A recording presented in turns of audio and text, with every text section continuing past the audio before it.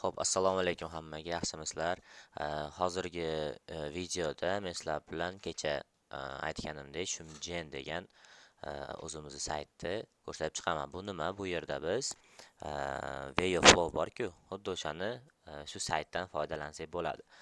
Flow bilan maksimal darajada o'xshash qilishga harakat qildik, to'p hamma tushunishligi uchun. Даже Flowdan ko'ra bir ikkita qulayli joylari ham bor bu saytda. Bu yerda nima? Xuddi Flowga o'xshab kirganinglarda oddiy interfeyslar chiqadi, pastda prompt yozadigan joyimiz chiqadi. Keyin bu yerda standart va to'plam degan knopka turibdi. Bular nima? Standartga qo'ysanglar, bitta prompt berasizlar, xuddi Flowdaqa bir dona generatsiya chiqarib beradi. Ya'ni menda masalan 10 ta promptim borda, bitta tashlayman, bitta chiqaradi, keyingisini tashlayman, keyingisini chiqaradi, xuddi shunaqa. To'plam degan narsa qo'shib qo'yganmiz. Bu o'sha Flowda yo'q. Bu nima? Bu yerga kiradigan bo'lsangiz, bu yerda siz 10 ta promptingiz bor. Masalan, kattaroq video generatsiya chiqarmoqchisiz, video chiqarmoqchisiz. Sizda bir 50 tacha kadr bor chiqarishingiz kerak bo'lgan. Flowda o'zida chiqaraman deydigan bo'lsangiz 50 marta qayta tashlab kirishingiz kerak bo'ladi. Bu yerda bo'lsa 50 ta promptni birdaniga tashlasangiz, hamma 50 ta promptingizni sizga full 50 tani chiqarib turib, даже papkangizga сохранить ham qilib beradi. Xo'p, qaranglar, sizlar bilan hozir bir 10 ta kadr chiqarib test qilib ko'ramiz. Mana 10 ta kadrni promptini oldim. Bu yerga yozdim. Bu yerda qaranglar, e'tibor berayotgan bo'lsanglar, har bitta promptdan keyin o'rtada bitta abzas tashlab ketishinglar kerak. Prompt manaqa narsa. Ochiqcha shunda bu tushunadiki, stop keyingisi yangi anaqa ekan deb. Keyingisi yangi prompt ekan deb tushunadi va har bittasiga alohida video generatsiya chiqaradi. Endi bu yerlarga nastroykaga bosadigan bo'lsangiz ham xuddi shunaqa videoda qilganmiz. Tasvir. Hozir o'zbekcha interfeysni tushuntiryapman hammaga tushunarli bo'lish uchun. Tasvirda rasm generatsiya qilsak bo'ladi. 16 ga 9, 4 ga 3, 1 ga 1, 3 ga 4 va 9 ga 16.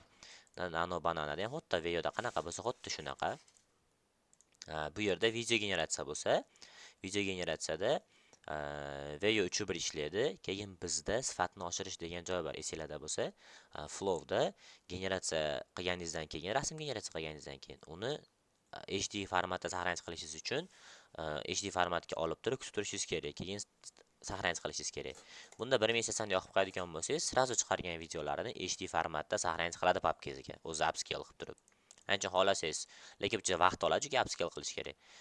Yaxshi formatda kerak, bitta vaqt olsa ham desangiz, mashina qo'yib qo'yasiz, bo'lmasam 700 ga meta desangiz, yo'qtiraveradi. Pastda xatolarni avtomatik to'g'rilash degani, qanaqadir xato bo'lib qoladigan bo'lsa, avtomatik to'g'rilab beradi, qayta urinish chiqadi shunaqa. Keyingisi saqlash joyi. Bu yerga bitta papka ochasiz. Masalan, mana men hozir papka ochyapman-da. Test dedim. Bo'ldi. Vыбор papka. Endi hozir generatsiya qilgan videolarni xuddi shu joyga joylaydi. Bo'ldi. 10 ta prompt tashladim va buni yuboraman. Mana ikkita potokdan srazu generatsiya qilyapti. Ya'ni biz bu ikkitani qilib bo'lgandan keyingi ikkita xuddi shunaqa bo'ladi. Bu potoklarni ko'paytirishda ham iloji bor, ya'ni bittada 4 ta, bittada 8 ta chiqaradigan ishingiz yana ham tezroq bo'ladi. Unda o'sha tariflarda yana bitta darslik qilib beraman. Tariflarni alohida tushuntiraman. Shunda ko'rasizlar, ya'ni 4 ta qilishlari uchun qancha to'lov bo'ladi, 8 taga qancha to'lov bo'ladi. Keyin yana bitta eng zo'r joyi, bu yerda video unlimited bo'ladi. Ya'ni bezlimitna bo'ladi. Xohlaganinglarcha video chiqarib ola olasizlar. Faqatgina eshitgan bo'lsanglar, Flow o'zi rasmga limit qo'yib qo'ydi. Mana hozir 500 ga bitta rasm chiqara olmayman men. Mana. Hop. Kulli rasm deyapti. Mana kuniga 500 ta, 530 ta rasm qo'yib qo'yapti. Akkauntga 530 ta rasm chiqara olasiz. Endi bizda video generatsiya unlimited bo'lib turgan paytda rasm menimcha uncha muhim emas, chunki mana video cheksiz turibdi. Ya'ni videoni bemalol xohlagancha chiqarsak bo'ladi ekan.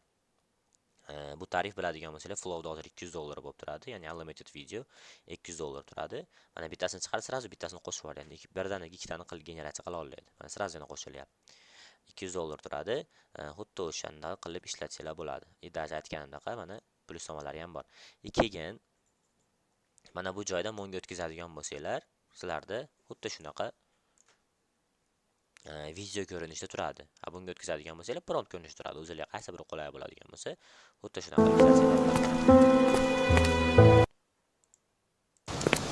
videolarimizni generatsiya qilyapti.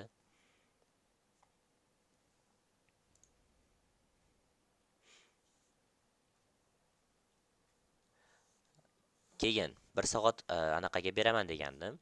Probaga beraman degandim. Sotib olmoqchi bo'layotganlar, tezroq aloqaga chiqasizlar.